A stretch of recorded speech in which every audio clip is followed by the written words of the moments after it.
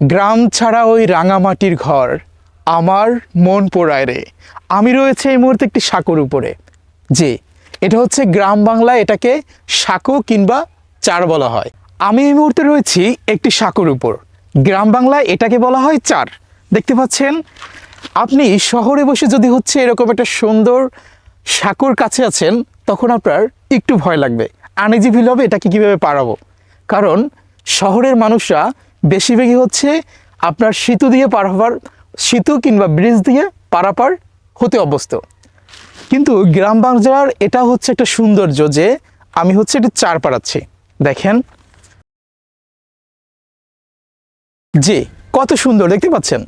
আমরা এই মুহূর্তে রয়েছে একটা চারের উপরে, দুধারে দুটো মাটি ফেলে তার মাঝখান দিয়ে নিয়ে আসা হয়েছে একটি খালের মতো কেটে খনন করে, আর তার উপরে রয়েছে চমৎকার একটি সাঁকো।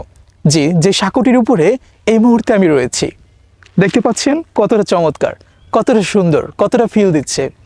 আপনারা যারা শহরে রয়েছেন কিংবা শহরে থাকেন, তারা যখন গ্রামে আসেন খুব অল্প সময়ের জন্য, তাতে করে হচ্ছে আপনারা অবাক হতেই পারেন এটা দিয়ে কীভাবে পারাপার হতে পারি। তবে বাংলার মানুষ, গ্রামের মানুষ এটা দিয়ে পারাপার হতে অভ্যস্ত। আর আপনারা যারা শহরে থাকেন, তারা হচ্ছে ব্রিজ কিংবা সেতু দিয়ে পারাপার হতে অভ্যস্ত।